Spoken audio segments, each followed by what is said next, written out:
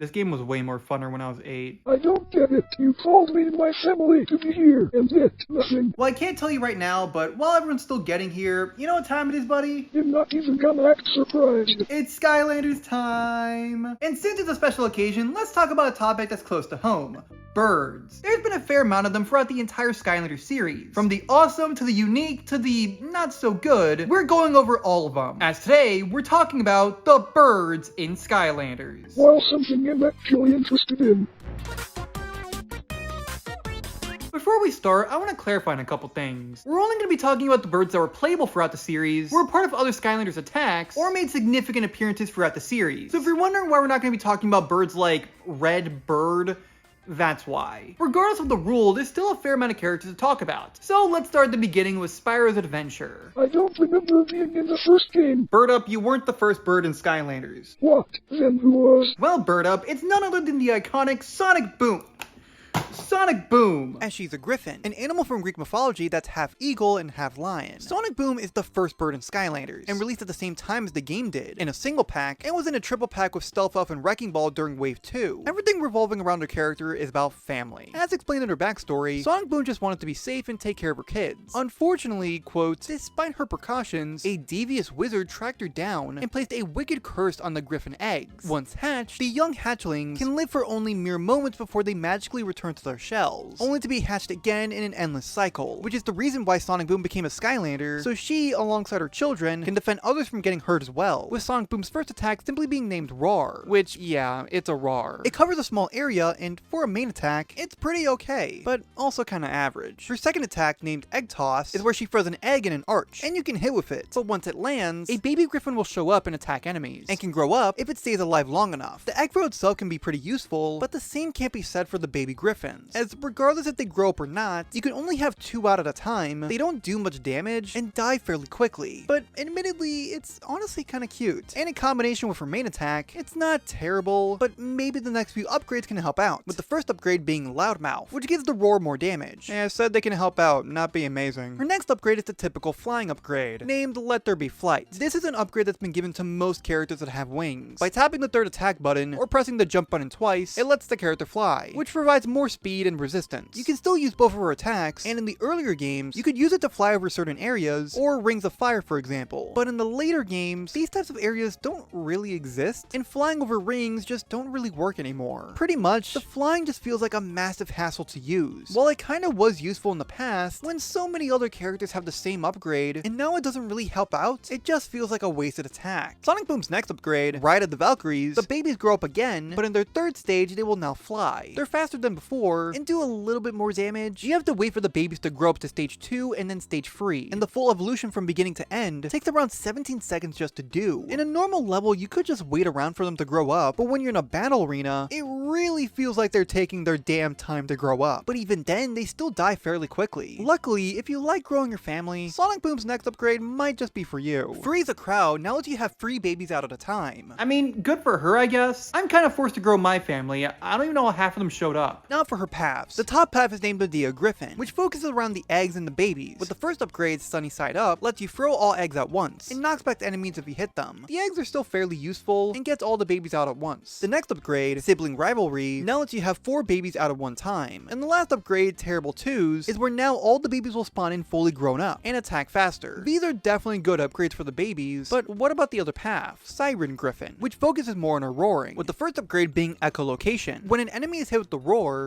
will stay around in a small area, where enemies who walk into it will be damaged. Egg Shocker is where you can roar at a tossed egg, which will create a big shockwave, knocking back enemies. I find it easier to roar than toss the egg. Even if the shockwave doesn't do any damage, it provides enough knockback to justify using. And lastly, there's More Boom. By holding the first attack button, you can charge up a powerful roar. It does a really good amount of damage, and providing lots of knockback. To me personally, if you're going for just battling, then the bottom path is better, as it provides a lot of damage, and gives really good additions to really Sonic Boom's only useful attack. While the top path relies on characters that don't give a lot of damage and can die just a little too quickly. Her soul gem is named Resonant Frequency. By roaring at the babies, they will roar as well. You know what? Good enough. But there's still more to Sonic Boom, as she was brought back in Giants and given a Series 2 repos, being released during Wave 2 in a single pack and triple pack, and given 2 chase variants. The first being a glittery sparkly version, which you kinda just had to be lucky to find, and a glow-in-the-dark variant that can only be found at Walmart. With every Series 2 figure, they gave the character a new attack, named a Wow Pow, with Sonic Boom's being named Super Baby. By holding the second attack button, the regular babies will combine to become a Super Baby. It's pretty much just a large baby that can deal more damage. Like I said, the unique thing about Sonic Boom is that her character revolves around family, which I never really found all that useful in the battle arena. But using Sonic Boom in the adventure mode, she's actually pretty okay. You can actually take the time to have a family and walk around attacking enemies. Is she amazing? Attacks wise, no. But for casual players, if you're looking for a Skylander for a chill experience where you want to take your time and don't care about how strong the character is, Sonic Boom might be the character for you. And almost all her figures are pretty cheap, as her original figure, the Series 2, and the glow-in-the-dark variants are worth around $5, except the glittery sparkly version, as depending on the condition, the delete around $200 to $500. While Sonic Boom is the first bird in Skylanders, there's also another bird in Spyro's Adventure, being the character that I personally consider the forgotten Skylander, Sunburn. Originally named Hot Flash, he's part dragon and part phoenix, a legendary immortal bird, who's released in the Dragon's Peak Adventure Pack during Wave 4 only at Toys R Us, but during Wave 5 was available everywhere else. His first attack, named Flame from her breath, by holding the first attack button, a stream of flame breath will shoot out of his mouth. The range of the flame is actually pretty good, although when turning when shooting the flame does slow him down a bit, which is a tiny inconvenience, but it's barely anything bad, and honestly I didn't even notice until watching the footage back. Overall, a pretty good first attack, with it dealing a decent amount of damage. His second attack, named Immolation Teleport, is a simple teleport attack, and enemies who are near the beginning and the end will be damaged. While it doesn't do a crazy amount of damage, it's actually pretty decent, since it's a quick way of avoiding a bunch of bad guys. And for our first upgrade, Guided Teleportation, making it better. As the name implies, it lets you select 4 different directions to teleport to if you hold the second attack button. It also lets you disappear for a brief moment of time. The next upgrade, Blaze Thrower, increases the damage of the flame breath, which brings us to what I personally consider Sunburn's worst attack. Okay, it's not like terrible, but hang on, let me explain. Phoenix Dash is now his third attack, in which it lets you dash forward, turning into pure fire. Once interacting with an enemy, it hurts them multiple times. I can see the idea behind it, but I honestly never found a good time to use it. That's not to say it's terrible, but it's not my preferred attack. His next upgrade, Immolation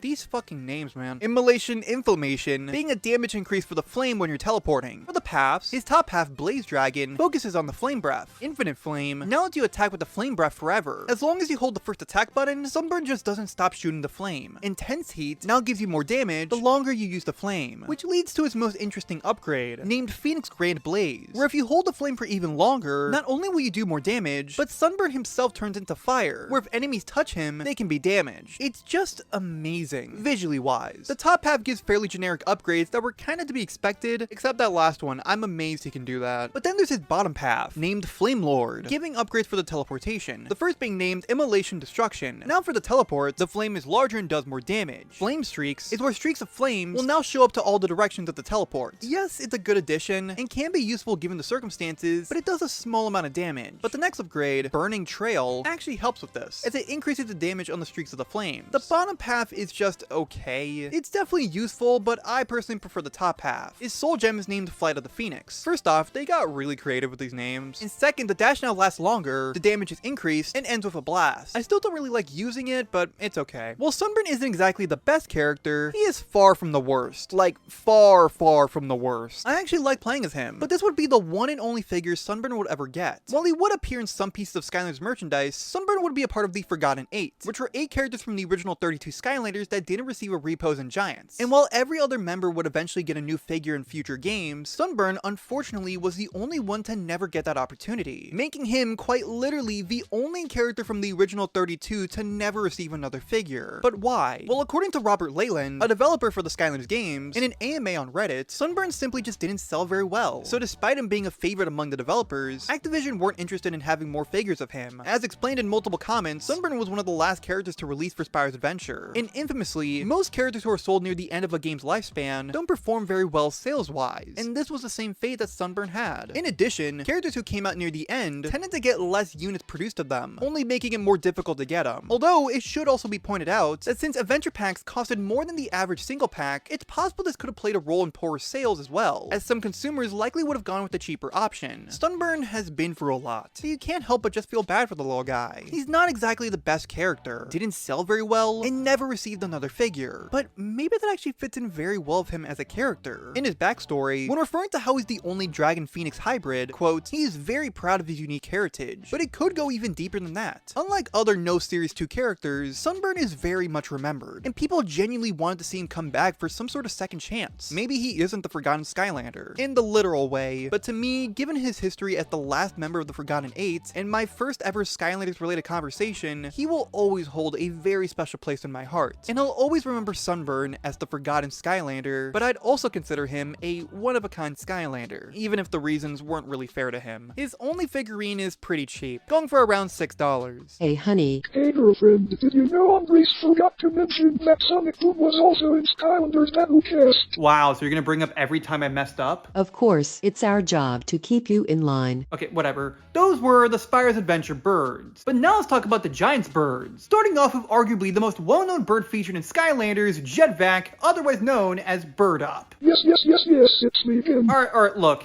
In the past, I've already talked about Jetvac, covering a good majority of the things around his character. So for the sake of not retreading everything I've already discussed, we'll only go over the basics here. Jetvac was one of the first characters shown off for Giants, and eventually was officially named, with him being available in nearly every different version of the Giants starter pack, the mobile game Skylanders Battleground starter pack, and even getting a single pack, likely for people who bought starter packs that didn't have Jetvac. But he also got a legendary variant and a Lycor repose. Oddly enough, while Bird Up obviously has wings, he instead uses a vacuum. As explained in his backstory, quote, Jetvac was the greatest, most daring flying ace in all of Windham, end quote. He was given his magical wings when he was young, but Jetvac would give his wings to a mother, so her and her children could get to safety, as at the time, their homeland was being raided. Given his very nice gesture, Eon gave Jetvac a powerful vacuum that he can be seen using throughout all his different attacks. But to make things a little bit different, here's YouTuber Skylanders to explain why Jetvac is such a great character. So usually, starter pack characters are really overrated, but Jetvac is one of the only ones that is actually underrated, despite him being one of the most iconic Skylanders ever and getting way too many reposes, even for Activision standards. Now I suspect this is because he admittedly isn't that great in Giants, and shooting air sounds pretty weak and boring if I'm honest. However, Jetvac is a lot better in the future games, particularly Swap Force, and it's not because of his new Series 2 Wow Pow. You could honestly argue that the stat buffs of Legendary Jetvac outweigh the Charged Shot, which does like 80 damage in Swap Force, but the real reason Jetvac is literally better than the community's most popular Skylander, Magna Charge, is because of some revolutionary tech known as corkscrew loops. You have to choose the corkscrew path for it to work, and it works in every game except Giants, but it does insane damage and also makes Jetvac really fast. I think the only characters better than him in Swap Force are like the best Swap Force combinations possible.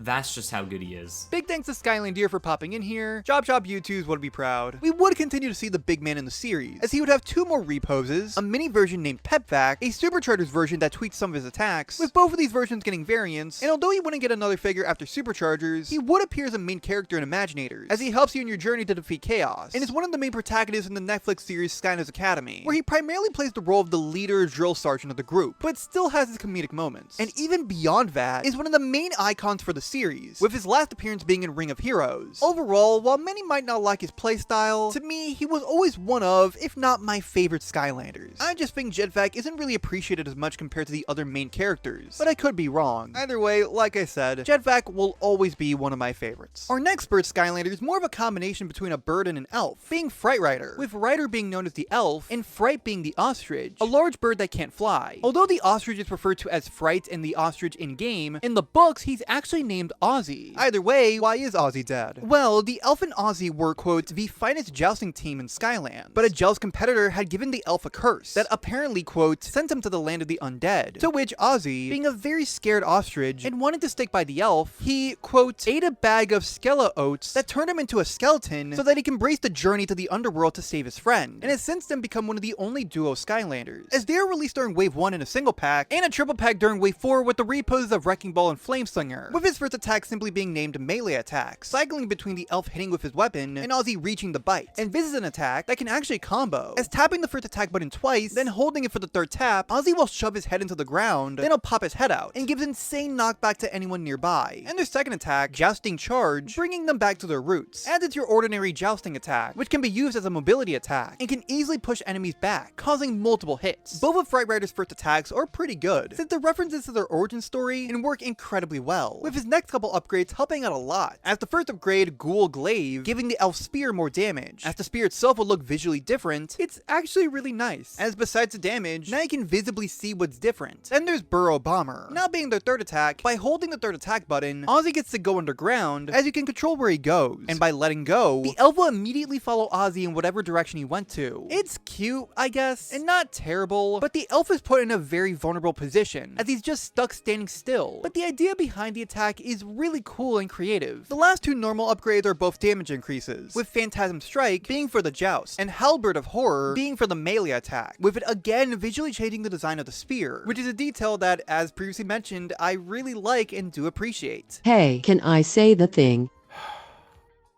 Yay, now it's time for Fright Rider's paths. His top half is named Sir Lancelot, which focuses on the melee attacks, with his first upgrade being Fright Rider combos. Real nice name there. It provides two new combos that you can do. By tapping the first attack button twice, then holding the second attack button, he'll perform Spear Volt, where the elf gets off of Ozzy and does a massive slam with his spear, as it also sends a wave that can cause damage. As for the other combo, by tapping the first attack button twice, and now holding the third attack button, he'll perform Skull Slam. Ozzy will hold his head up, where he can still move around, but once you let go of the button, he slams his head on the ground. Besides the fact that I hope he's okay, I don't like birds getting hurt. Both combos are really useful given the circumstances, are really cool to see, and utilizes both of the different characters' aspects that make them unique. Flock of Fury is where you hold the first attack button, sparkles will flash around Fright Rider, indicating that the attack can be used, where multiple dead ostriches will pop out of the ground. I love it, especially if a bunch of enemies are attacking you. You can use the attack to cover a wide area. And then there's Supreme Spear, where it's the max amount of damage that the spear can do, basically a damage upgrade for the spear, and once again giving a visual change for the spear. This is one of my personal favorite spears he has, and this path is just amazing, as it gives plenty of really great upgrades for the spear. But does that mean that his bottom path, named the Joust Jockey, isn't useful? Well, let's find out. This path revolves around the jousting attack, as the first upgrade, named the Joust Juice, is where the jousting's faster and does more damage. Entombment Strike, while performing the second attack, press the third attack button, Ozzy will hide underground, and the elf will fly in the air. Then he'll slam his spear onto the ground, causing a fair amount of damage and giving tons of knockback. Lastly, there's 360 degrees of spear. Again, while jousting, press the first attack button, to which the elf will swing around his spear in a 360 motion. Listen, I love the idea of this upgrade, but it has its downsides. It does less damage compared to the main attack, and also has this weird lag if he hits someone. I really feel like it could have benefited if it had knockback. The bottom path is just okay, but I'm still gonna be sticking with the top path. His soul gem is named the Real Drag. After getting dragged by Ozzy during the third attack, the elf spear will drag enemies if they get hit by it, giving good knockback when it's over. Not bad, but how could I criticize Fright Rider? If it isn't obvious, I like them. The idea behind their character is creative, their playstyle is fun. How could they not bring him back? They did not bring him back. Technically speaking, Fright Rider is the other forgotten Skylander, as out of all the new core characters from Giants, Fright Rider is the only one to never be brought back in a later game. Although, he doesn't have it as bad compared to Sunburn, as in Giants he was given a glow-in-the-dark variant, but it wasn't released in America, and only in places like the United Kingdom and Australia. Fright Rider would also get a special Halloween variant, which you would have a chance of getting if you bought a specific free-to-lay bag. But despite the unique image of Fright Rider on the bag, the Halloween variant, alongside the glow-in-the-dark variant, would show up as the normal version of Fright Rider when tapping him into the game. I also think his death animation is really cute. Overall, Fright Rider is a great character, but many have considered him bad, which to some extent I kind of understand. But with Fright Rider, I love the idea around his character. With his attacks, backstory, and design, they made the duo one of my personal favorite birds. In fact, the prices for him are the only thing I'd say is bad. While the original Fright Rider is worth around $5, both of his chase variants are quite expensive given how difficult it was and still is to get them. For inbox prices, glow-in-the-dark Fright Rider goes for around $50 to $60, and the Halloween free-to-lay variant goes for crazy numbers. At bare minimum, he goes for over $100, and at most for $300. While we're technically done with the Giants birds, there's technically one more that's associated with one of the most iconic characters from the game. T-Rex himself is obviously not a bird, but since he's the most well-known thing that birds live in, you know, a tree, it's pretty funny that his soul gem involves a bird, with it being named Woodpecker Pal, as a woodpecker is just chilling in a nest on T-Rex's head, and the bird occasionally flies out, attacking enemies. The woodpecker also shows up in his gnarly variant, and once T-Rex's mini version, Barkley, was made into a playable character in Trap Team, his soul gem would also be the woodpecker, although in Trap Team, Barkley simply just had the bird hanging out on his head, but starting in Superchargers, the nest was given to him as well, and of course his gnarly variant also has the woodpecker. It should be noted that regardless of which of the trees you play as, all the woodpeckers do the same damage. Is the woodpecker useful? Yes, but it's not the only thing you should rely on. If you are interested in seeing the bird for yourself, all these figures are pretty simple to get. As T-Rex is worth less than $5, his gnarly variant is priced at $10. As for Barkley, his sidekick and mini versions are both $15 each, and Barkley's gnarly variant being the most expensive, at around $24 to $30. And those were the Giants birds. I'd say so far, Giants has my favorite birds,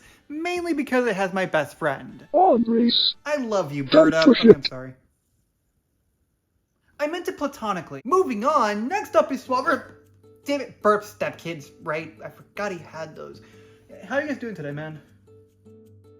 You know what? I never get to talk to you guys, so why don't we talk about the Swamp Force birds? Which, funny enough, our first two birds are actually the same type of birds that you guys are. Free Ranger, who's a chicken, and Hoot being an owl, with both of the birds being swappers, and were some of the first characters released for Swap Force. Starting with Free Ranger, he was released in various different packs, like a single pack, the 3DS starter pack, and a double pack with Nitro Magna Charge, only at Target. But Free Ranger was also given a legendary variant during the same wave, only at Toys R Us. Free Ranger has an interesting backstory. His egg was struck with lightning, and he would become the, quote, greatest storm chaser ever known, as he would constantly pursue hurricanes and tornadoes. But there was one storm that was very different, and moments before Free Ranger went into it, Eon had stopped him, informing Free Ranger that the storm was the darkness. And moving forward, he became a Skylander and defended the Cloudbreak Island, where every 100 years, the elementals would show up to replenish the magic in Skylands. But the darkness would attack. Even though the Skylanders were winning the battle, the volcano would erupt, which caused the Skylanders to be sucked in, and gain the ability to swap their tops and bottoms. And even though we don't see Free Ranger swapping, since he was already there, it's safe to assume that this was how he gained the ability to swap. It should be noted that the swappers have a little bit of a different system when it comes to their upgrades, as both their top and bottom halves have their own upgrades. So starting with Free Ranger's top half, it's used for his first and third attacks. Free Ranger has weapons named Stormblades, which he has his first attack named Stormblade Slash, with the first two slashes being basic hits with one arm or the other, but by tapping the first attack button twice, then for the third tap, being a big hit with both arms, which is very nice and an oddly satisfying first attack. The first upgrade gives us his third attack, named Eyes of the Storm. Free Ranger shoots a lightning bolt from his eyes. It actually stuns the first enemy you hit with it, and the lightning bolt also goes over to other enemies who are nearby. I always remember this attack not being very useful when I was younger, but I'm glad I was wrong. It's not terrible at all, and can be useful if you use it in combination with his first attack, especially with his next upgrade, named Charge Blades, as now the Stormblades will be given a damage boost. Next up there's Gal Slash. Now when doing the first attack free button combo, on the third hit, Free Ranger will send out a big blast of wind, which can be used as a projectile. Now for the top half's paths, I dare you to say that 3 times fast. His top half, named Wind Slasher, revolve around the Stormblades, with the first upgrade named Slicing Storm. By holding the first attack button, you're able to charge up the Stormblade, so you can consistently slash, with the final blow being a powerful hit, as the next upgrade, Feathered Fury, gives it more damage. Yeah, it works fairly well. Every hit of the attack feels worth using, even if it's not the most convenient attack to use. But the other path, Storm Focus, also has its benefits. It focuses around the lightning, as the first upgrade, named Lightning Strikes Thrice, you can charge up the third attack by holding the third attack button, and by letting go, a big blast of lightning will shoot out, causing more damage and going in a much further area. Like, much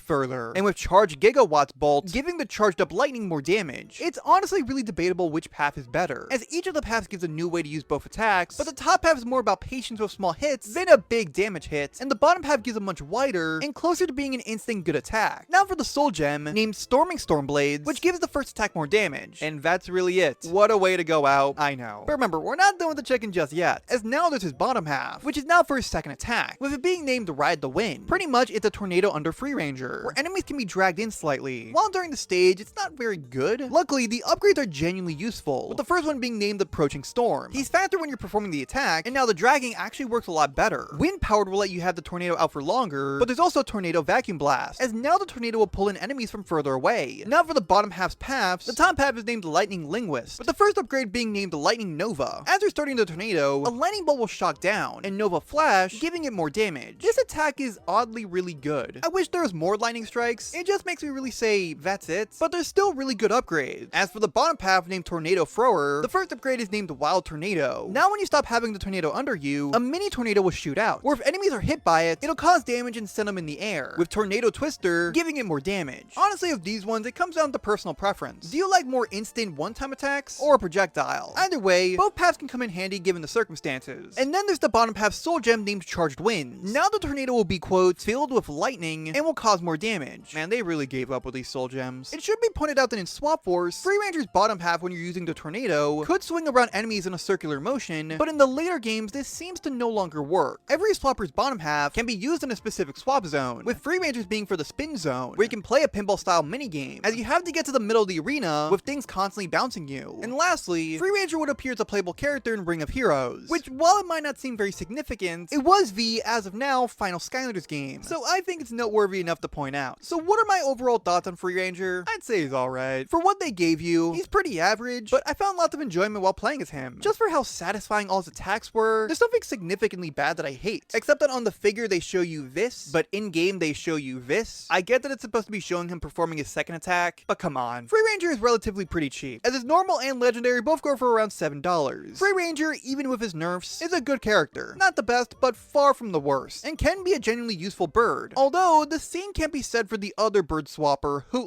As previously mentioned, it was also released at the launch of the game. It was also given a variant being Enchanted Hoot during Wave 1. As you can see, it's more of a white and black version of the character, but if you put him out in the sun, he'll actually get a fade of blue. In fact, if he plays this variant in-game, he switches between being white and blue during the duration of playing. Very magical if I do have to say. In fact, he was able to learn a lot of his magic-related skills due to him being raised by a bunch of magicians in Skyland's famous circus. Quote, at a young age, he perfected illusions and spells that only the very best of their guild could perform, and even mastered the art of teleportation. And during his time at the circus, he would be the star of the show. But one day, the circus would be attacked by a lot of greebles. However, Hoot was able to take them all down, which impressed the audience as well as Eon. So moving forward, he would become a Skylander. And although we don't see Hoot in the beginning of Swap Force, considering the fact that he's a magician, it's not too much of a stretch to believe that it's possible this was how he became a swapper. Like he might have just ripped himself in half or something, I don't know. Starting with his top half, the first attack named Deja Boom, Hoot shoots through his wand, which is a tiny beam that once it hits an enemy, it deals okay damage, then goes over to a different enemy, but does significantly less than the original hit. It's just okay, especially compared to his third attack, which is conveniently the first upgrade, named Hypnotism. By holding the third attack button, Hoot will start shooting hypnotizing waves through his eyes, as enemies caught in the waves will be damaged and slow down. The damage is fine, as it can hit an enemy multiple times, but the slowdown itself only lasts a small amount of time. I'm not saying that it has to last forever or longer, but there's no real point to use the attack. The first attack is okay, but that means it needs a just as, if not better, third attack to balance it out. But the third attack is arguably worse. The next upgrade is Tricked Ya, and there's a good reason, as instead of actually helping you fight better by, upgrading Hoot bad attacks, it gives better armor, which reduces the amount of damage that Hoot takes. You're hilarious. You're really fucking hilarious. Next up is Flashback. Now with the first attack, the small beam will bounce off enemies 3 times, with the last hit causing a small explosion, which sounds good, but remember, the bounces still cause less damage, but the explosion is the most disappointing, as it causes even less damage, making it pretty much pointless. Now let's get to Hoot top half paths, as the top half is named Dreamweaver, giving a new way to play with the wand, as the first upgrade is named the Dream Beam. By holding the first attack button, a long string of beam will shoot at the wand. The beam actually has some good distance, and causes good damage, as it constantly damages enemies caught in the beam, and Bad Dream's beam gives the beam more damage. The attack itself can be compared to Double Trouble's first attack, which is a beam shooting out of a staff, but there's one major difference. While Double Trouble's staff beam stays locked onto an enemy, even if Double Trouble moves in every direction, Hoot wand beam will shoot in the direction he's facing. This is a matter of personal preference, but I think Hoot staff beam is worse. Double Trouble's attack always felt very fluid and incredibly easy to control, while with Hoot you constantly have to face different directions to actually hit an enemy. Again though, that's just what I think. It's still very good, and honestly it's probably his best attack, but it still has its problems. But let's take a look at his bottom half, named Hypno Owl, which gives upgrades to the Hypnotism attack. With the first upgrade named Mass Hypnosis, it gives the third attack a much larger area to hit enemies, as the next upgrade, Deep Asleep, can help with this, as it gives more damage to the third attack. Now these are good upgrades to the third attack, but like I said, I never really found it very useful. Even then, the top half still provides a really good attack, so I'd say go for that one instead. Now there's Hoot Soul Gem, named Wand of Dreams. When shooting with the wand, along with the main shot, 2 smaller shots will shoot as well, but as expected, the small shots will cause less damage than the main shot. Yeah, everything about the top half just kind of sucks. But of course, let's not forget his bottom half, which gives us his second attack, named Loop-the-Loop, being your typical teleporting attack, which throws enemies in the air and causes good damage. It's not terrible, and maybe it's better than Sunburn's teleport, but it's nothing really special, as the other upgrades do help out, I guess. As the first upgrade named Teleportable Hole, before you had to be facing the direction you wanted to teleport to. But with this upgrade, by holding the second attack button, you can control exactly where you want to go. Temporal Whack gives more damage to the teleport. As for Time Sink, wherever the teleportable hole is, enemies will be pulled in. I feel like it could be useful given the circumstances, but I just never really found a place where I'd need to do this, or even want to. Now let's go over Hoot Loop's bottom half paths. The top half is named Telekinesis, focusing around giving better damage to the teleporting ring. The first upgrade named Now You See Me, as previously mentioned, when teleporting, the ring you teleport to will cause damage to enemies who are nearby, but depending on how long you hold the second attack button for, it will cause more damage, as complete concentration will give it more damage. Now of course it has the caveat of making you stand still, but regardless, I like it for what it is. But then there's the bottom path, named Escape Artist, that helps to teleport specifically, as the first upgrade is named Now You Don't. Oh. After teleporting, press the jump button to appear back at the original place you teleported from, with Teleport Turbulence giving a damage increase for all the teleporting attacks. Honestly, it's kind of tough for me to say which path is better. They both have benefits, like giving tons of damage, or new way to play, but they also have their downsides, as it makes you vulnerable, or is just kind of boring. Now for the Soul Gem, named Infinite Loop. Hold the second attack button so you can aim the ring, and place the ring under Hoot Loop, and let go of the button, as multiple rings will show up and explode in a rapid fashion, giving a pretty good amount of damage. It's probably the best use of the bottom half, as I genuinely like how quickly the attack can be used. Hoot Loop's bottom half can also be used to enter the teleporting swap zone. You move around in a large area by teleporting, collecting a certain amount of magic ruins. And lastly, as a small side note, the image for when you're using the normal version of Hoot Loop in Imaginators is its enchanted version. It's pretty obvious that this wasn't intended, and it's clearly some kind of mistake, and even then it's something that's not exclusive to just him, but it's interesting nonetheless. Overall, as much as I like Hoot Loop as a character and his design, I have to be honest, Hoot Loop might just be the worst bird Skylander. Now look, as we'll go over later, technically the bird villains are worse, playability wise, but at least with them they can be cute or interesting. With Hoot Loop, however, the only thing that makes him interesting is that he's one of the only bird swappers, and since there's only 16 or 17 of them I guess, that is kinda cool, but his attacks just don't offer anything useful. Aside from a few attacks, it always feels like you're not dealing any damage. Many, if not all of his attacks can be replicated by other better characters, and on top of that, he's not the only teleporting swapper. That in itself is not a problem, but it's who the other swapper is. Night Shift. You know, the swapper where his bottom half is considered one of, if not the best of all the swappers. Literally the only reason you'd want Hoot Loop is when Swap Force was released and he was the only teleporting swapper. But we're forgetting one thing. Since Hoot Loop, alongside Free Ranger, are both swappers, you can simply just swap them between each other or with other swappers, with there being a total of 31 different combinations for each bird for all of the top and bottom halves, or 33 if you're including templates, meaning you could give them the best, or just make Hoot Loop even worse. It's such a shame too, as he's pretty easy to get, as both his figures are priced around $8 or $9 each. Look, I know I've been overly critical of Hoot Loop, and I genuinely don't want to. I remember him being one of my first swappers, and prior to me playing as him again, I genuinely don't remember Hoot Loop being this bad, but after looking at him, for his designs, attacks, his backstory, and in general how much I actually like playing as him, there's simply characters that do everything better. Even judging him on his own, he's just a bad character. I know critically speaking there might be other characters that are worse, but in my opinion, Hoot Loop is the worst bird in Skylanders. Guys, I'm really sorry. Let's just get to Zulu. That's not a bird. I told you to stop talking! Zulu, while again, obviously is not a bird, all of his attacks revolve around other animals helping him out, and the main one being a bird, with his first attack being named Bird Call. Zulu shoots out spirit birds out of his wand staff thing. This can also be used when Zulu's riding on the pig, and for what it is, it's a very basic attack, but it's fine, with some of his other upgrades helping the birds out. A later upgrade, named Swoop Reloop, if a bird hits an enemy, they will swoop by and hit again, but the swoop does less damage than the first hit. So what's the fucking point? Better Beaks gives the birds a damage boost. The last bird upgrade is his Soul Gem, named Birds of a Prey. By holding the first attack button, it lets you charge up so you can summon a bunch of birds at once, up to 5 of them, letting you target a specific enemy, and by letting the button go, releases all the birds and can cause a lot of damage. And if you're wondering, no, Zulu's legendary variant doesn't change how the birds look. Honestly, I like that Zulu has birds. They're the most common animal you'll see on a daily basis, and Zulu's first attack represents that very well. Get it? You know, the first attack is is the most well-known animal. Zulu's pretty cheap, as both his figures go for around $5 each. But we're not done talking about the Swap Force birds just yet, as we should talk about the other memorable birds that got their start in the best Skylanders game. By playing the Tower of Time expansion, we travel to learn that someone keeps messing with the time, constantly sending it back to the past and future, as it's revealed that it's our first actual bird villain, Captain Cluck, otherwise known as Birdup's dad. You'll see why in a minute, but for now, he's a bird that can be seen in a giant suit. To stop Cluck, we have to get into the tower by collecting free gears, and while we're running around trying to find them, Cluck will pop in every now and then to insult or attack with enemies or himself. But eventually when you get all the gears, you can get into the tower, slowly but surely making your way up to the top. And once you're there, you'll have a big boss fight with Cluck. And once he's defeated and his suit is broken, you can see what he actually looks like. He even flies like Birdup. He does admit that he lost, but he vows to return. You win, Skylander. For now. But I'll be back. You'll see. You'll all see.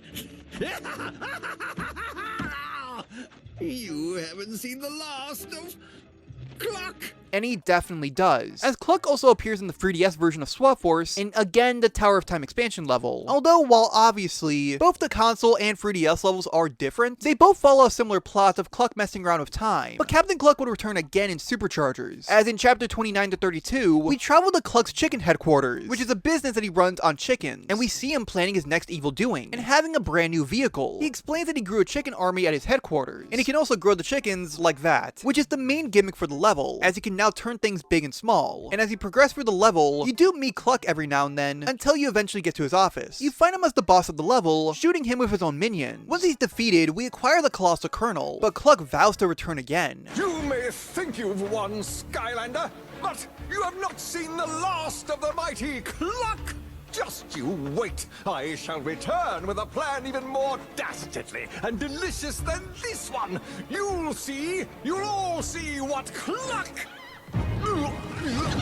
And he technically wasn't lying, but it's not in the way that you expect, as Cluck would make a playable appearance in the racing mode of Superchargers. By tapping in the Sky Trophy from the Sky Racing Action Pack, it unlocks 2 new areas in the Sky mode, with one of them being Cluck's Cuckoo Nest. And if you race on the track in the Boss Pursuit mode, Cluck is the boss. And after defeating him and tapping in the Sky Trophy again, you can actually play as Captain Cluck, in a similar way to how the traps work in Trap Team. I don't really see a difference between him and the other Sky Racers, but that doesn't even matter. Captain Cluck as a playable racer is honestly one of my favorite things from Superchargers. Cluck also appears as a playable racer in Superchargers Racing for the Wii and 3DS. You still need to tap in the Sky Trophy, and Cluck's track is also back, with minor changes. And the way to get Cluck is now to get 30 stars. Other than that, he's essentially the same. And the racing mode was brought back in Imaginators. Captain Cluck and his track were here as well, although you still need the Sky Trophy to unlock Cluck as a playable racer. The track itself is unlocked regardless if you have the trophy or not. Overall, while he isn't the only bird villain, he is by far my favorite. You can tell he genuinely is a villain, and if he really puts his mind to it, Cluck can cause harm if he wants to, but he's also one of the only bird villains that actually has some personality. He's hilarious, and made all of his appearances worth it. The only ways to see Cluck are in the Tower of Time expansion piece, which goes for around $5 to $10 or so, and that one level of Superchargers, and by using the Sky Trophy, which on its own goes for around $5 or even less. But before we close out on Swap Force, I want to give a brief mention to Whiskers, a very large bird that's pretty much Tessa's best friend, as whenever Tessa needs to travel anywhere, she always uses Whiskers to travel. Some notable things are that he was captured at the beginning of Swap Force, was evilized at one point, and returned alongside Tessa in future games. Whiskers is a cool big guy that it felt fairly wrong not to talk about him. And those were the Swap Force birds. Hey dim shit, quit talking about our dad. Oh no, brother, you're here. Not by choice. Birdup's brother! I know you're really mean to me, but I know you always mean it in a joking way. Who the fuck told you that? I hate you, Andres. Well, that's not very nice. I always imagine you being the villain in my life, which actually slides us right into the Trap Team birds. You know what, I can't do this. I'm leaving this shit. Hey, get back here. He just wants to spend time with you. Besides the Mini and Repos of Jetvac, there's no other birds in the main Skylanders roster for Trap Team, but there are some villains who are. Starting off with the cutest being Buzzerbeak. In Chapter 2, you have to go into a secret area that only Trap Masters can open, and you get to fight Buzzerbeak as a boss. Once you trap him with an air trap, his first attack lets him extend his propellers on his hat, and his second attack is to slam himself onto the ground. And if you do his villain quest, where Buzzerbeak's family is having a reunion and he needs to show up, you can get his evolved variant. While Buzzerbeak isn't exactly the best bird in Trap Team, everything about him is adorable. A tiny bird acting as a threat, when he really isn't, is really cute. But now let's take a look at the complete opposite. Near the end of Chapter 4, Chef Pepperjack decides to summon his secret ingredient, Cuckoo Clocker, a very large strong bird that can be captured captured with a life trap. His first attack is a punch on the ground, where just tapping it is pretty strong, but charging up the punch makes it cause more damage. While his second attack is a yell, where enemies hit with it are stunned, causing no damage, but looking at how much the first attack does, I don't think that's really a problem. Despite being big and scary, he can actually sing. As seen in his villain quest, a bunch of birds need help to sound better, so Cuckoo Clucker joins them to, well...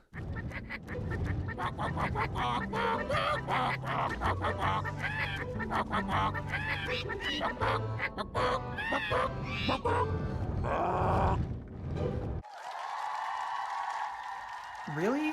And now he has his evolved variant. We wouldn't see the next bird villain until chapter 12, where funny enough, this one is the only villain for that level, and you don't even need to fight him. By breaking a bunch of glass, it unlocks an area where we get to fight Cross Crow, a crow with a crossbow. Hilarious, I know. You can capture him with a water trap, and his first attack are basic shots with the crossbow, where he can do a basic shot or full 360 shots. And his second attack is where he calls birds down to swoop by, and if it hits an enemy, they stick around and repeatedly hurt them. As for his villain quest, Tessa tells Cross Crow to fix Skylanders' biggest fans, so the local birds can fly properly, and once completing it, you get this. The last bird villain can be found in chapter 15, as after killing a bunch of enemies, you're stopped by the Great Hawkmungus, otherwise known as Kwon Crow, a ninja bird who's eventually revealed to be a part of the, at the time, new element Dark. Throughout the level, he stops you every now and then to challenge you in a game of Skystones, and while he doesn't know what a Skylander is, near the end of the level, he fights you as a boss. After trapping him, his first attack are basic slashes with a katana, and his second is to throw a set of ninja stars, and he can also jump really high. His villain quest comes from Tessa. Evil birds kidnapped a bunch of gophers for them to be in a carnival. You have to run around attacking birds while Tessa is busy finding the golden gophers. This is the most boring villain quest. It just feels like it drags on forever, but in fairness, you get this cool looking evolved variant. If it seems like I was rushing through all the villains, that's because there's just not a whole lot to say. They all seem fairly generic, and all the evolved variants do is give an increase in the damage, the play timer is longer, and they visually look different. The bird villains are not terrible, but they really don't give you much to work with. Some of the villains would show up as basic enemies for our trap team, and would appear Skystones and Superchargers if you tap in a trap that has the villain in it. Although, two of these villains will be brought back in Imaginators, with the main one being Kwon Crow, being released at the same time as Imaginators did, and also getting a variant being Mystical Kwon Crow during Wave 3. And he is a tiny bit different, as instead of being in the dark element, he's now in the fire element, after Eon dared him to be a good guy, despite Kwon Crow not liking when people were out of character. He would get rid of his katana, and started using a roundhouse fire kick, and also being placed in the ninja class for obvious reasons. In the past, I've already gone over his attacks in regards to his changes to fire, but to go into more detail about him, his first attack, Shuriken's Throw, is a basic Ninja Stars attack. Unlike in Trap Team where he throws multiple tiny stars, in Imaginators he throws one large star, while his second attack, named Flame Kick, is the aforementioned Roundhouse Fire Kick, where he kicks leaving fire behind. Both attacks are actually pretty good for beginning attacks, as both deal a good amount of damage and does a very good job at pushing enemies back, so much so that you can just spam the kick, and his next couple upgrades make him better, but the first one being named Ricochet Shot. Now the Ninja Stars will bounce off enemies, do more damage, and also target anyone who's nearby. It bounces for a total of 3 times before flying away, although when it starts bouncing, it doesn't do as much damage as the first hit, but they still do a decent amount of damage. So with this upgrade, the damage, and if you just spam the attack, it makes him a really fun character to play as. But now his next upgrade is where the other returning villain from Trap Team would show up, as it's named after him. Kwon Crow's new attack is where he can call Beak to help out, as he runs around randomly attacking enemies. He's not crazy useful, and can only take a couple hits before dying. I'd say he's similar to Sonic Boom's babies, as even though Beak isn't really helpful, he's cute to have around. And since Kwon Crow can fight for himself,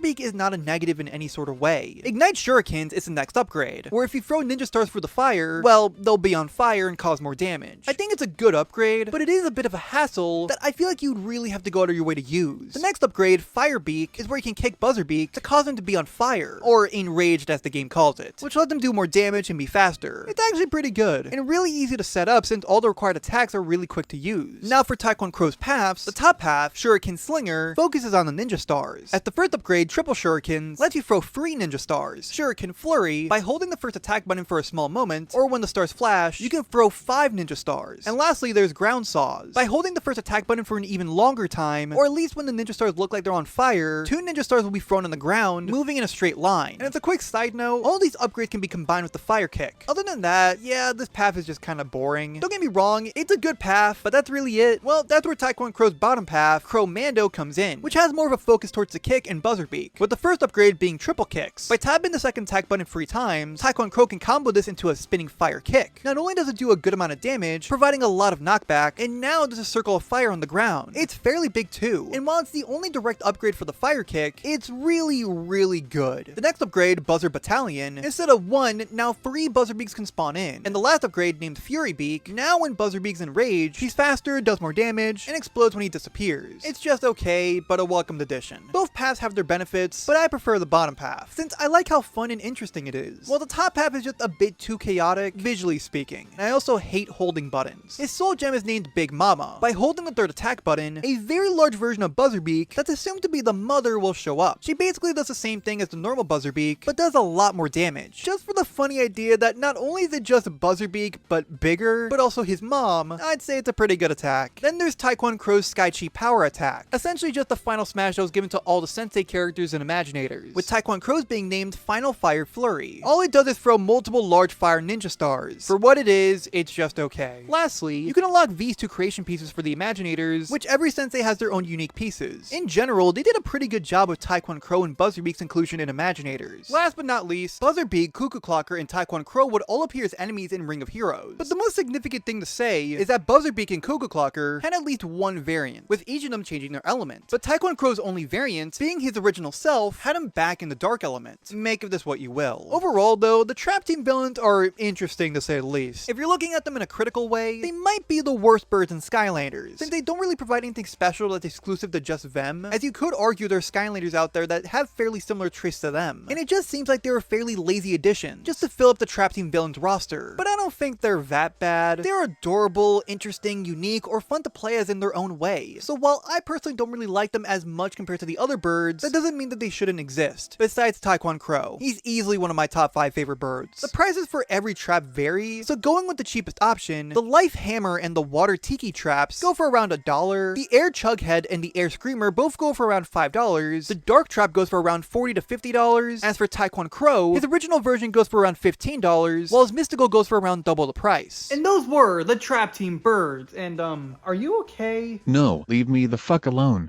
Why hello there Andres, I hope you appreciate that I dressed very fancy. Hey, it's Bird Up Sun! Yeah bro, I'm glad you're here. I'm glad that someone actually listened to me. Of course Andres, I'm aware you've been discussing the birds in your favorite video game series Skylanders, and seeing that Uncle Brother is upset, I'm assuming the next game is Skylanders Superchargers.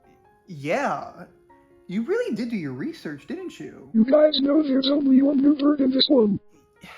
Yeah, Supercharged is the game that gives the lowest amount of new birds in the series. But with the one and only new bird they gave us, she quickly became one of, if not my favorite bird in Skylanders. Besides my little buddy, of course. Stormblade is the only new playable bird introduced in Superchargers. She had a fairly interesting development. As seen in concept art, Stormblade is seen more as a peacock, being a lot more colorful or dark, and it seems that her element wasn't always going to be air. But in her final current appearance, she's a lark. She was released at the launch of the game, as well as her vehicle, the Sky Slicer. But she also has a very special chase variant. It is very detailed, figurine-wise, and even having its own artwork on the packaging, which is more than what you could say compared to most other chase variants, as it even has its own name, being Snowbright Stormblade. Sadly, as expected, when tapping it into the game, Stormblade still shows up as her normal self, and even then the chase variant was only given out as an employee exclusive. Stormblade was willing to do a lot, just to see if it was possible to do something, like trying to see if there was a bottom to Skyland. She would take a big leap, assumingly flying, and eventually made her vehicle, but still had no success. Stormblade attempted to ask Eon, and well, the rest is history, as now she's a Skylander. Her first attack, Featherblade's Throw, Stormblade can shoot feathers that are very sharp. It is a fairly simple attack, but the blades can actually be shot very quickly, making a basic attack a pretty good one, as you can easily just spam the attack for easy damage. You can also use it in the air, as she will briefly pause in the air to shoot the feathers. Her second attack, Steeled Winds, by tapping the second attack button, it's a dash forward, causing decent damage, but by holding the second attack button, after dashing, she will spin in the air for as long as you hold the button. While it doesn't do much damage compared to the dash, it still repeatedly damages enemies. enemies, so it's not really an issue. In fact, it's actually pretty decent for what it is. The first upgrade, Cyclone Surge, now being her third attack. Stormblade will jump and spin in the air, with it hurting nearby enemies. I think it's okay. The attack does very little knockback, or even stuns enemies, so you're always leaving yourself open to get hit. Again, it's fine. I just wish it could do more than just damage. The next upgrade, Storm Dive, being an upgrade for the second attack. Now when in the air, the second attack will send you down, and continues to move in the direction you're facing in, and that's all it does. It's good, but I feel like this should have been something that's already a part of the second attack, as there's very little difference from doing the second attack on the ground or in the air. Stormblade's next upgrade is Phantom of Feathers. During the third attack, feathers will shoot out in every direction, which yeah, I actually think that's pretty good. Unfortunately, the one caveat is that it's very difficult to hit a particular enemy, and does a little less damage compared to the first attack. That's not to say it's not useful, as if you're fighting a group of enemies, you can easily spam the attack. Overall, not bad. Next up is Feather Barrage. By holding the first attack button, you charge up to shoot multiple feathers in a rapid fashion. I like it. Maybe it's not very useful in every situation, but it's funny and fun to use. Let's begin to discuss the paths for Stormblade. Her top half is named Wind Warrior, giving upgrades for the dash, kicking things off with Wind Wall. But performing the second or third attack, they can now protect you from projectiles by destroying them. The next upgrade, Sharpened Winds, gives the second attack more damage. In Downdraft, now if you hit someone with the dash, it'll slow them down. Man, this path is just shit, especially compared to her bottom path named Blade Dancer, giving more of a focus towards the feathers. The first upgrade named Fistful of Feathers, while in the air, by tapping the first attack button 3 times, it'll let you shoot multiple feathers in a bit of a wider area. The next upgrade now upgrade the Feathered Blade to be Storm Size, which gives more damage to the feathers. And lastly, there's Feather the Storm. By constantly tapping the third attack button, a hurricane will form under her, where you can still move around. Okay, I'm not even gonna try to be nice, this is probably the worst upgrade. It does all the things wrong that the third attack had before, but worse as you can barely move or even hit anyone. The bottom path is still better than the top path though. Now there's her Soul Gem, named Feather Weather. By holding the first attack button in the air, she flies into the sky for a moment, causing thunder to show up. Once Stormblade lands, there will be a shower of feather blades. This is actually my favorite Soul Gem of all the birds. It makes complete sense for her, with it dealing a great amount of damage to justify using. I feel like I've been fairly negative towards Stormblade this entire time, but I genuinely do like playing as her. She's a fun character to play as. With Stormblade being one of the 20 superchargers, she can supercharge her vehicle, allowing it to have more health and cause more damage. But in Supercharger specifically, it will allow you to play her Supercharged Challenge, named the Lightning Run, with it being a basic, complete the race as fast as possible minigame. Speaking of the vehicle, the Sky Slicer is pretty basic, and while that sounds bad, I don't think it is. It's the one that really anyone can pick up and understand, so it's not terrible, there's just not much to say. Lastly, Stormblade's also been in stuff like Skylanders Battlecast and Ring of Heroes, but interestingly enough, in the racing mode for Imaginators, Stormblade's vehicle was given an instant variant, being the Instant Sky Slicer. Now, putting aside the fact that an instant sky vehicle already existed, being Instant Stealth's vehicle, the Instant Stealth Stinger, which was a personable option, used primarily in the mobile version of Superchargers, but technically also works on the console versions of Superchargers. So realistically speaking, they could have easily just copy and pasted this over, instead of creating a whole new variant for Stormblade's vehicle. What I'm trying to say is, why does this exist? The Instant Sky Slicer is literally the exact same as the original. Same health, same damage, and can even be supercharged if you're using Stormblade. Overall, I really like Stormblade. To me, she's really the most bird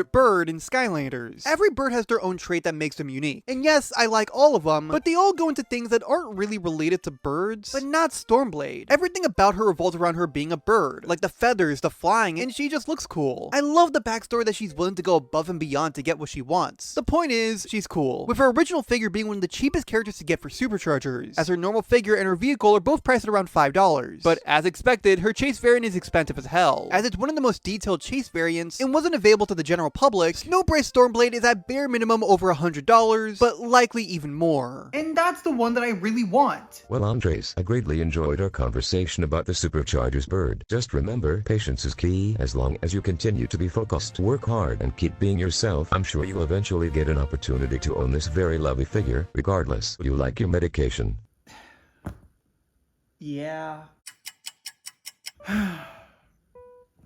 Oh, look, finally decided to show up. I was busy arguing with people on Twitter. By the way, they are still bringing up your Youtooz videos. There's one game left to talk about, and I think I left the best for last. I mean birds-wise, because games-wise, Imaginators is the worst one, and I hate that I always have to Just start the conversation. Starting off with the basics, obviously you've already talked about Jetvac, Kwon and Captain Cluck's inclusion in the game, but there's also Kaos Bird. He's primarily a comic relief character, and that's it. Like, really, Imaginators is the first and only time he's ever been in the game, and as far as I'm aware, it's never explained why he's there. He's just a silly Billy. Our first bird Skylander in Imaginators is one of the most well-known characters that came from the game, Kingpin, who is a penguin, which even though I personally don't consider penguins birds, they technically are. So Kingpin was released in every version of the Imaginator starter pack and was also given a dark variant, which was available in the Dark Edition starter pack, and being in the Brawler class, as all the new characters introduced in Imaginators are the new senseis and are associated with the type of fighting style that they use. In his backstory, it explained that Kingpin was a very skilled fighter, but a Yeti had visited him and turned him into an unstoppable force. Although, after Kingpin became Skylander and eventually became the leader of the senseis, he wanted to see the Yeti again to express his gratitude, but when he went searching, Kingpin wasn't able to find them, putting into question if the Yeti ever even existed. Questionable, mysterious lore aside, I like how he actually waddles around like a penguin. His first attack, named Penguin Combo, is a simple punch, and this can be comboed if you push the first attack button 4 times, where all the punches do a lot of damage. The third punch is the uppercut and pushes enemies forward, and the last hit being a punch onto the ground, having insane knockback and gives the most damage. If you use the attack in the air, Kingpin will do a classic swan dive, which is also pretty good. If it isn't painfully obvious, it's a great starting attack. Even if it's simple and basic, the attack is actually really good. If you combo it with his second attack, named Frost Breath, which is Kingpin shooting out ice, and if you hit an enemy, or they walk into it, they're damaged and frozen for a brief moment, but you can take the time to hit them with your punches. These are really good first attacks, that they're actually starting to convince me that penguins are actually useful. And that's why I ruined your audio. His first upgrade gives us a third attack named Penguin Drill, being a basic dash attack, with a hit doing a very low amount of damage, but the attack can hit multiple times, so it can stack up quickly, but the attack doesn't give any sort of knockback. Really, it just feels like you're using it for the sake of using it. It feels very uncontrollable to use and gives very little damage, that I never really went out of my way to use it. Well, it's a good thing that the next upgrade, Giga Drill, gives the Penguin Drill more damage. I mean, yeah, that's good, but it's still not an attack that I'd use. Ice Charge 1 Level 1 Ice Arena is the next upgrade, that can be leveled up in future upgrades that we'll go over in a moment. To use the attack, you need to charge it up by breaking some of the ice that is sent out from the Frost Breath. It's ready when Kingpin's ponytail starts glowing, and by holding the second attack button, it lets you create an ice wall, which can cause damage, but when you're inside the ice arena, his armor and damage are increased, and enemies who are near the ice shards can be damaged. It's good, just kinda odd to use. His next upgrade is Froster Breath, as the range of the Frost Breath is increased, which is actually really good, as if you're standing in the middle of the arena, for example, you can pretty much reach any enemy.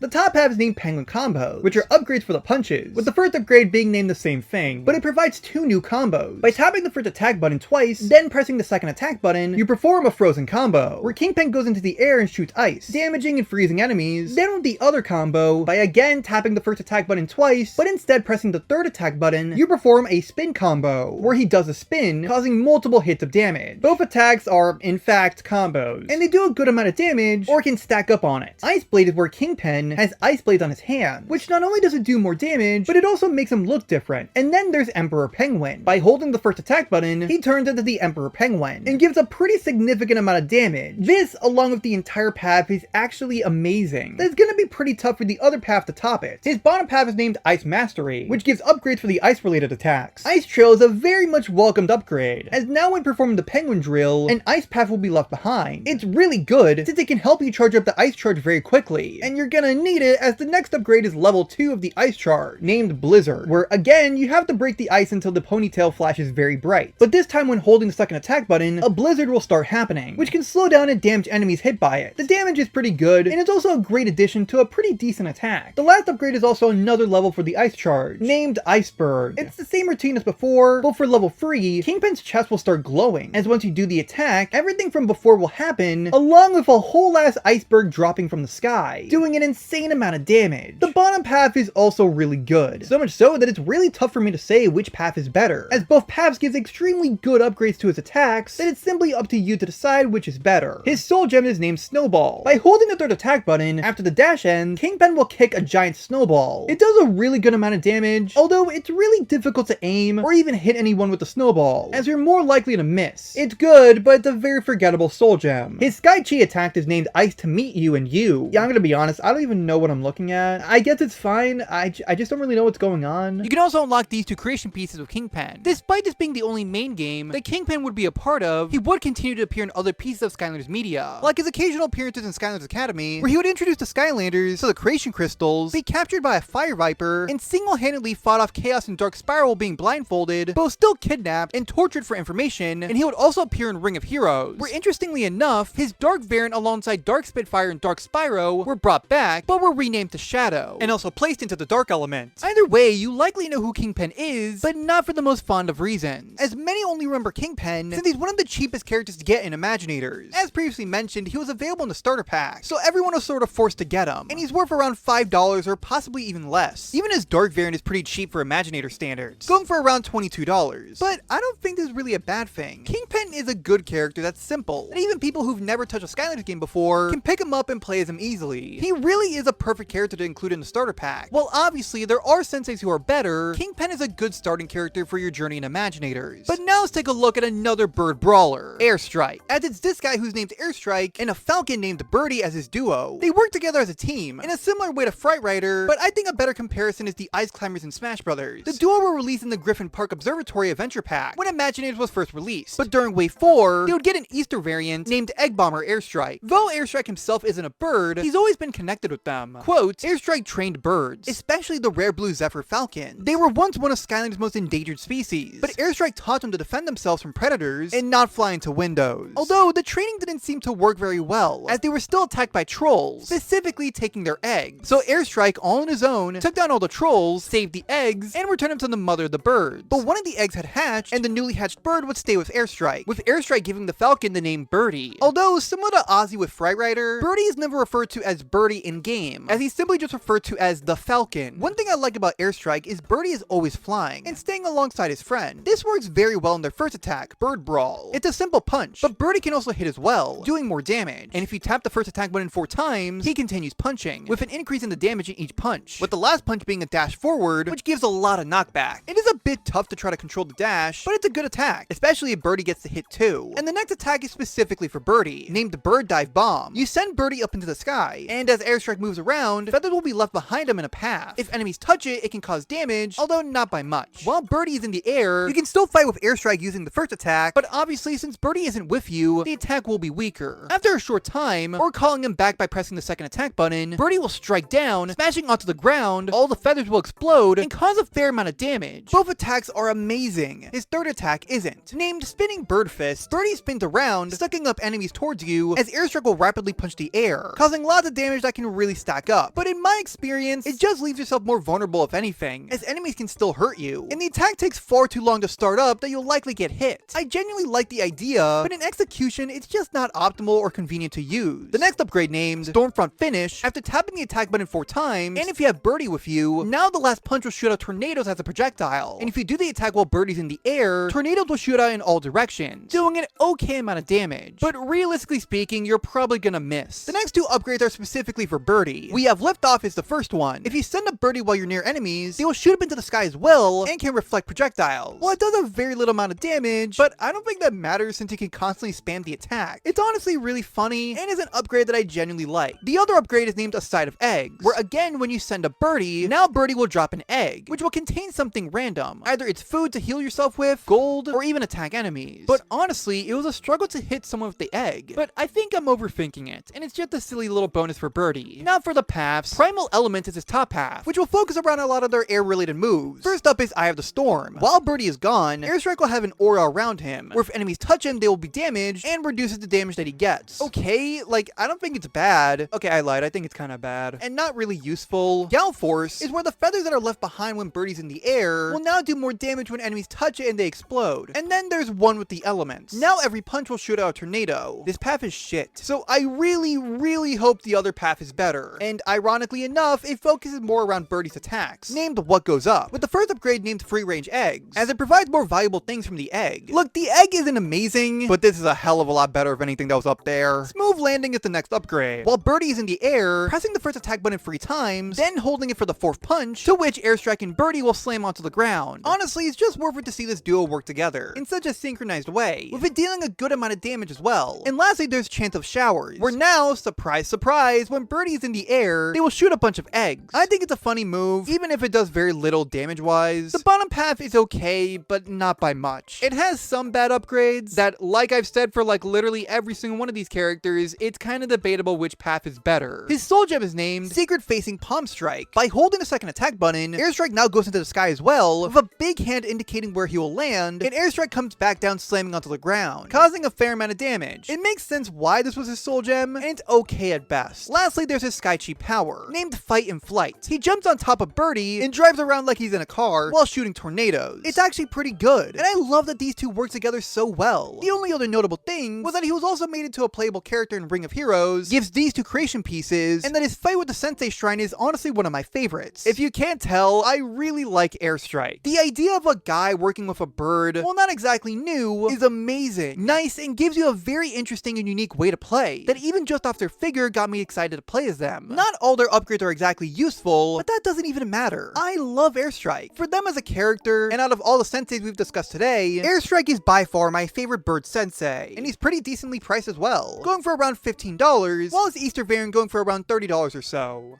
Oh, hey nephew, what's up? Oh, that, right. So there's technically one more bird, and it's the one that you can create. The main gimmick of Imaginators is where you can create your own Skylander. As much as I don't like Imaginators, I have to give credit where credit's due. They really did give you the ability to create your own character, with there being multiple different ways of collecting new creation pieces, and even some of these are bird related. But arguably, there's something that's more significant. By tapping in a creation crystal from a certain element, you unlock a new set so you can play around with them with your Imaginators, with every element having a different set. But specifically, the air creation crystal unlocks the bird set, meaning you could create your own bird Skylander. So for a little while now, I've had a custom Skylander of someone that you may know. Too cool for my sarcasm.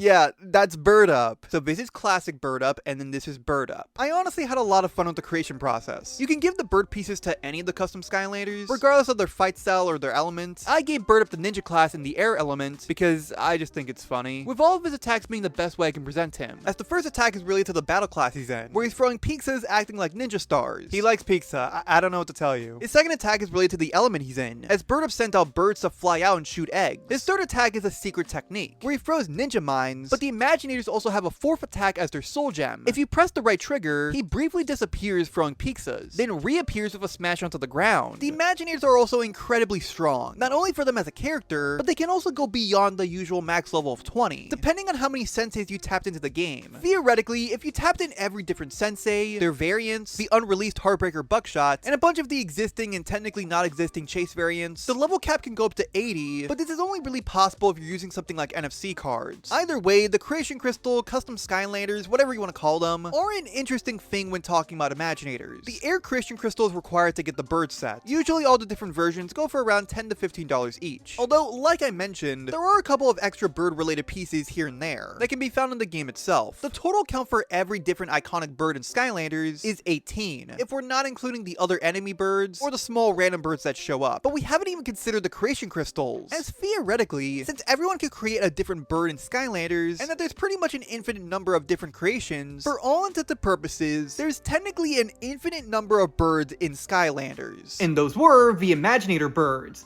But I don't know, I feel like I'm forgetting something. Hey Andre, do you know how to open this? Also, what happened to Andreas? Did he forget about... Oh yeah, Andre died. I believe you're referring to my good friend Friday. I think he meant the bird Skylanders. No, dumbass. He's clearly talking about us. Hey, don't speak to her that way. Okay, guys, stop. Those were the birds in Skylanders. Great, all that just for no one to show up. But go on, idiot. Give us the big conclusion we are all waiting for. Yeah, guys, I'm sorry for wasting you guys' time.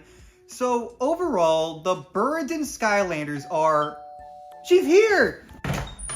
Birdle! Hey Andreas, sorry it took me so long. The bus took a while and trying to fill these legal papers out took forever. Alright, Bird Up and everyone else, this is my good friend Birdle. Hi, yeah, I do need to ask you all a couple of questions before we finalize anything. What do you mean finalize anything? Shut the fuck up!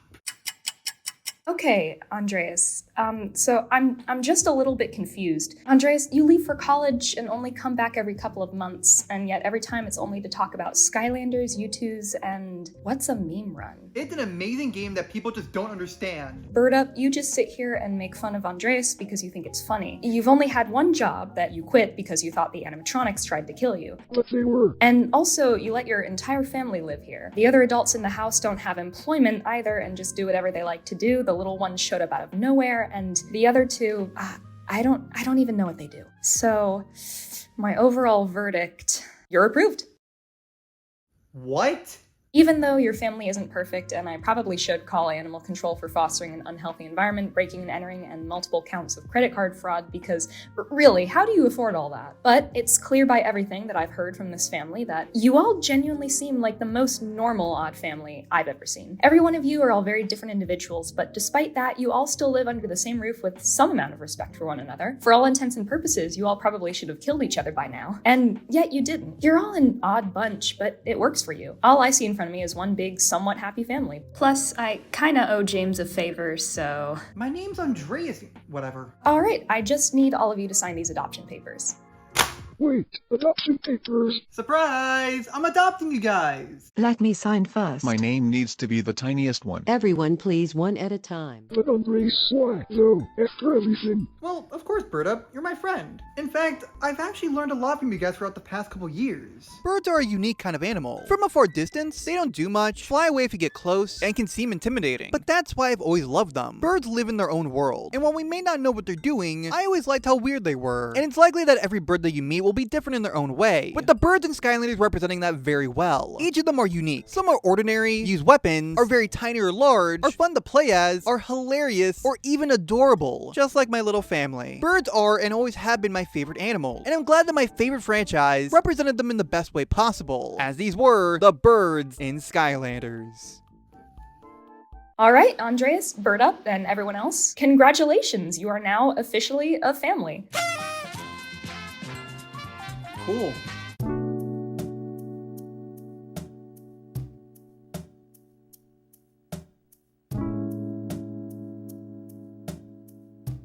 So, brother? Well, it's gonna take a while to get used to. I actually really enjoyed today. You found the middle ground, something we both like. Andres, you're dumb sometimes, like really dumb, but I like you, man. I'm glad I broke into your house. Wait, that's how you got in the house? I thought I just left the door open. Anyways, could you tell me what the next conversation will be? Oh, right. Can we at least invite someone? But dude, there's so many of them. How are we gonna pick just one? Comment a letter in square brackets for the character you would like to see in our next discussion. The character with the most votes will be in the next episode. Voting ends on November 2nd. And please use square brackets.